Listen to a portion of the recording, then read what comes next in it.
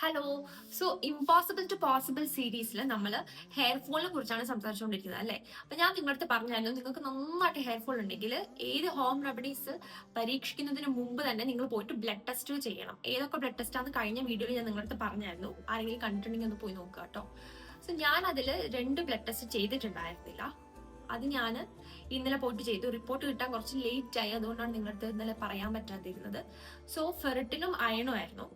Iron എനിക്ക് 56 ഉണ്ട് കേട്ടോ, 50 to 100 സംതിങ് ആണ് റേഞ്ച്. ഫെറിറ്റിന് അതുപോലെ തന്നെ 34 ഉണ്ട് എനിക്ക്, 10 to 200 സംതിങ് ആണ് അതിന്റെ റേഞ്ച്. സോ ഇതൊക്കെ നോർമൽ ആണെന്ന് ഞാൻ കണ്ടുപിടിച്ച സ്ഥിതിക്ക് എന്തുകൊണ്ടാണ് എന്റെ മുടി ഇത്രയും കൊഴിയുന്നത്? അതിന്റെ റിസർച്ചിലാണ് ഞാൻ ഇന്നലെ തന്നെ പോയിട്ട് വാങ്ങിയ കുറച്ച് കാര്യങ്ങളുണ്ട് കേട്ടോ. എന്തൊക്കെയാ ഞാൻ കാണിച്ചിടാം.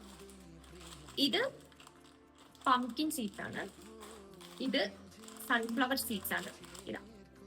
പിന്നെ ഇത് നിങ്ങൾക്കറിയാലോ, ഇതാ. പിന്നെ ഇത് വെളുത്ത മുന്തിരി.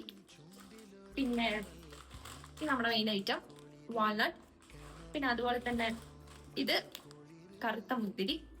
പിന്നെ ഡേറ്റ്സും കൂടെ ഞാൻ വാങ്ങിയായിരുന്നു കേട്ടോ. സോ ഇതൊക്കെ ഞാൻ എങ്ങനെയാ കഴിക്കാൻ പോകുന്നതെന്ന് വെച്ചിട്ടുണ്ടെങ്കിൽ, ഈ വിത്തുകളൊക്കെ ഞാൻ തലേ ദിവസം തന്നെ വെള്ളത്തിൽ ഇട്ടിട്ട് രാവിലെ കഴിക്കാനാണ് ഉദ്ദേശിക്കുന്നത്. എത്ര എന്ന് വെച്ചിട്ടുണ്ടെങ്കിൽ 2 or 3 വെച്ചിട്ട് വെള്ളത്തിൽ കുതിർത്തിട്ട് അതങ്ങനെ കഴിക്കാൻ ആണ് ഉദ്ദേശിക്കുന്നത്. സോറി.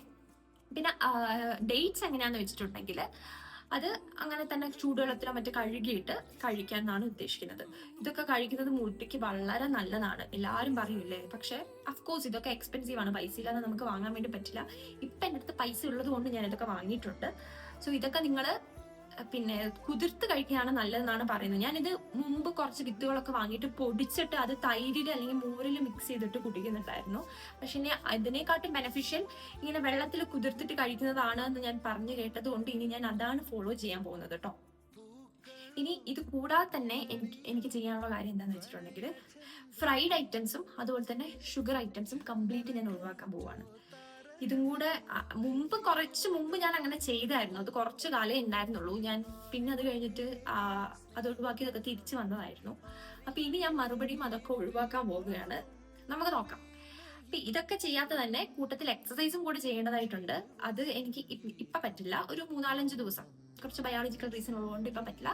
ഒരു 3-4 ദിവസം കഴിഞ്ഞിട്ട് ഞാൻ അത് ചെയ്യുന്നതായിരിക്കും. അപ്പൊ അതിന് ഞാൻ എന്തൊക്കെയാ ചെയ്യാൻ പോകുന്നത് നിങ്ങളടുത്ത് പറഞ്ഞുതരാം. സോ അടുത്ത അപ്ഡേറ്റുമായി നാളെ കാണാം.